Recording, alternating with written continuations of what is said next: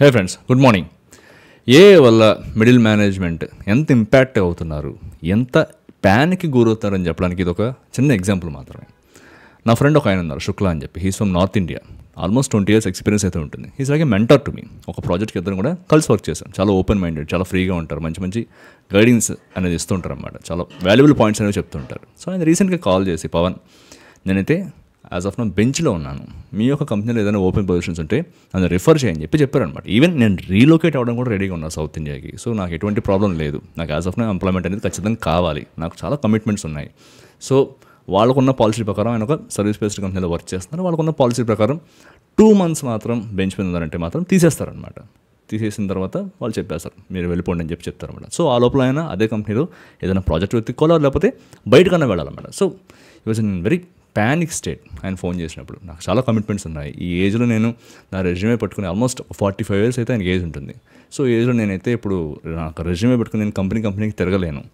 At the same time ఇప్పుడు వస్తున్నటువంటి ఏ టూల్స్ని use చేసి అంత ర్యాపిడ్గా నేను ఎవాల్వ్ అవ్వలేకపోతున్నాను, దానికి అడాప్ట్ అవ్వలేకపోతున్నాను. సో ఖచ్చితంగా ఏదో చూసుకుని తీరాలి, నేను ఏదో చేయాలని చెప్పి చాలా ప్యానిక్ అవుతూ చెప్పారనమాట.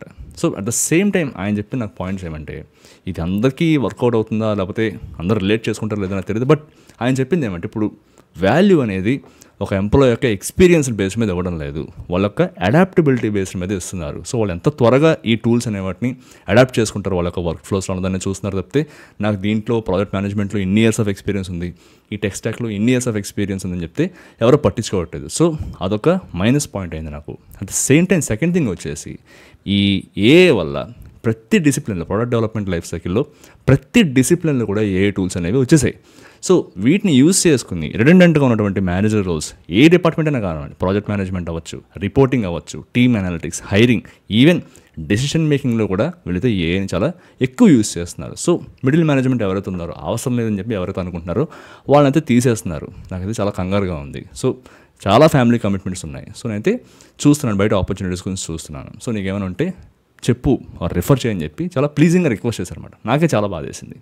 సో కేవలం మిడిల్ మేనేజ్మెంట్ మాత్రమేనా, అసలు ఏ ఇంపాక్ట్ అనేది లేని ఫీల్డ్ అనేది లేదా అని చెప్పి నేను కూడా ఆలోచించాను అనమాట. ఒకసారి మీరే ఆలోచించండి, మీ యొక్క ఒపీనియన్ కూడా కింద కామెంట్ సెక్షన్లో మెన్షన్ చేయడానికి ట్రై చేయండి.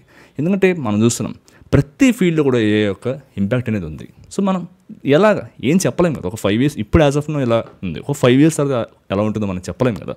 ఈవెన్ హ్యూమన్స్ ఎలా అయితే వర్క్ చేస్తామో ఏ ఏజెంట్స్ కూడా ఆ విధంగా వర్క్ చేయొచ్చు. సో మనం ఏం చేయాలి, నాకు అనిపించింది ఏమంటే, హ్యూమన్ సెంట్రిక్ స్ట్రెంగ్స్ అనేవి మనం ఇంకా బాగా నేర్చుకోవడానికి అయితే ట్రై చేయాలి. ఫర్ ఎగ్జాంపుల్ క్రిటికల్ థింకింగ్ అవ్వచ్చు, లీడర్షిప్ అవ్వచ్చు, stake holder communication, mentorship, ethical decision making, ఇలాంటివి ఇంకా మనం అయితే ఎక్కువ చేసుకోవాల్సిన అవసరం అయితే ఉందన్నమాట. కేవలం మనకేదో నాకు ఒక ఇంజనీర్ని, నేను ఒక మేనేజర్ని నేనైతే లీడ్ చేస్తాను, లేకపోతే నాకు వచ్చిందే చేస్తానని చెప్పి ఒక ట్యాగ్ వేసుకోకుండా మనం పనిచేస్తున్న వర్క్ ఫ్లోలోకి ఏ టూల్స్ని లేకపోతే ఏ ఏజెంట్స్ని ఏ విధంగా ఇంటిగ్రేట్ చేయొచ్చు అన్న దాని మీద మనకు వాల్యూ అనేది ఉంటుంది తప్పితే, నాకు ఇంత ఎక్స్పీరియన్స్ ఉంది కాబట్టి మీరు నాకు ఇవ్వాలి అని చెప్పి డిమాండ్ చేసే రోజులైతే లేవన్నమాట. సో దీని మీద మీ ఒపీనియన్ ఏంటో కింద కామెంట్ సెక్షన్లో మెన్షన్ చేయడానికి ట్రై చేయండి. ఇటువంటి ఎక్స్పీరియన్సెస్ కనుక మీరైతే ఫేస్ చేస్తున్నట్టయితే అది కూడా మెన్షన్ చేయడానికి ట్రై చేయండి. మరో వీడియోలో మళ్ళీ కలుసుకుందాం.